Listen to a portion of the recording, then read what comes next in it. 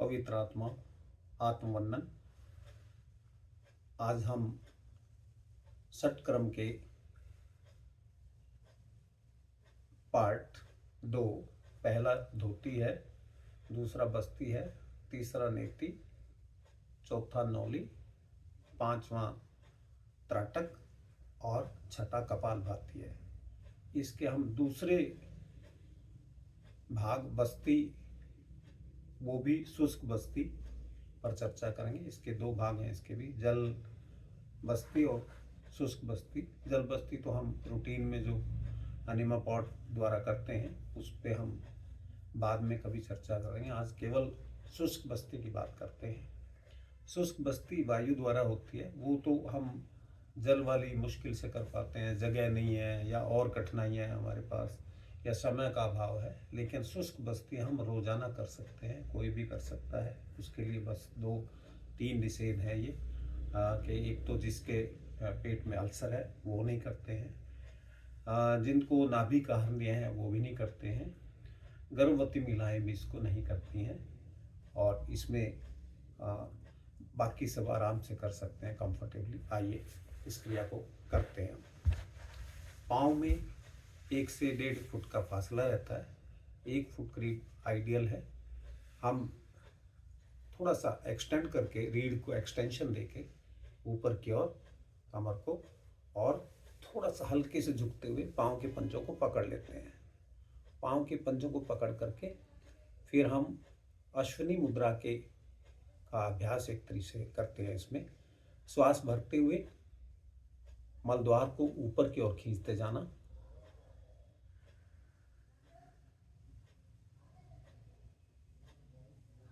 छोड़ते हुए ढीला छोड़ते हैं इसको,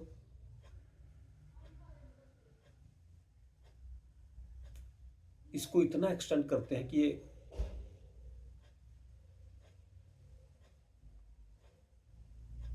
बड़ी आंत में तो जाता ही है श्वास, इसको और फैलाकर अधिक भरकर छाती वाले भाग में भी श्वास को फील करते हैं, अनुभव करते हैं, और छोड़ते हुए ढीला छोड़ देते हैं। भाव करते हैं कि हमारी बड़ी आंत इससे शोधित हो रही है। वहाँ मल विकार जो भी हैं वो जब हम श्वास छोड़ते हैं तो बाहर जाते हैं, और जब श्वास भरते हैं मलद्वार को ऊपर की ओर खींचते हैं तो उस समय ये प्रवेश करा रही है प्राण शक्ति, कुंडलिनी शक्ति रादर, वहाँ से एक तरह से ऊपर की ओर प्रवाहित होती है, जो मूलाधार चक्र में रहती है। आध्यात्मिक विकास भी हमारा हो जाता है। इसकी कुछ चंद आवृत्तियाँ हम कर लेते हैं। श्वास भरते हुए मलद्वार को खींचते हुए ऊपर की ओर,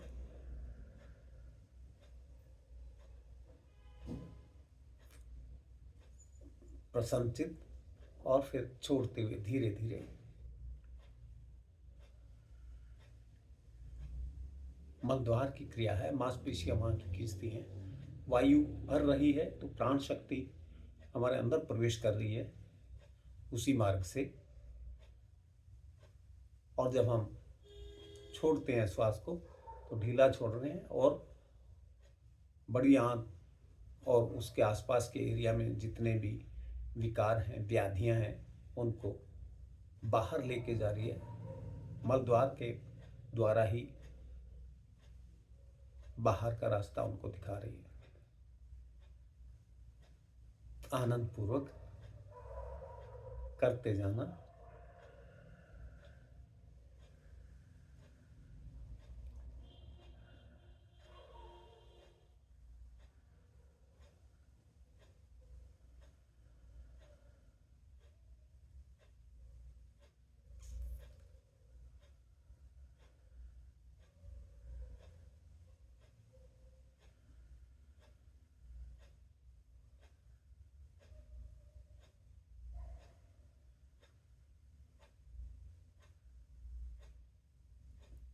प्रारंभ में इसके हम 10 आवृत्तियां करते हैं, और धीरे धीरे बढ़ाकर इन आवृत्तियों को 50 तक लेके जाते हैं, जहां इसका प्रभाव और लाभ बिल्कुल स्पष्ट नजर आता है।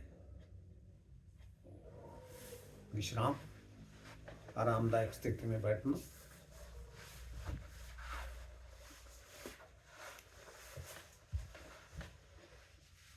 यदि किसी प्रकार की कोई और समस्या है या कोई भी हमें ये लगता है समस्या के केस में, हम एक योग्य शिक्षक से या चिकित्सक से सलाह लेकर ही इस क्रिया को करें। इसके करने से कब्ज टूटती है, पाचन शक्ति दृढ़ होती है, जठराग्नि तीव्र बनती है, हमारी जो शक्ति, कुंडलिनी शक्ति है, मूलाधार चक्र में जो रहती है, उसका स्थान है, वो ऊपर की ओर ऊर्ध्वगमित होती है और आध्यात्मिक विकास में सहायता करती है। तो अश्विनी मुद्रा पर एक अलग से वीडियो बनाया जाएगा, ये लंबा ना हो जाए। और उसके करने से, हालांकि ये सरल है बिल्कुल, इसमें कोई ऐसा नहीं है कि कठिनाई, लेकिन फिर भी अश्विनी मुद्रा का अभ्यास अलग से एक वीडियो बना करके उसमें डिटेल में समझाया जाएगा। जिनको साधना के अग्रिम चरणों में जाना है, उनके लिए अश्विनी मुद्रा को समझ में लाना ठीक रहता है।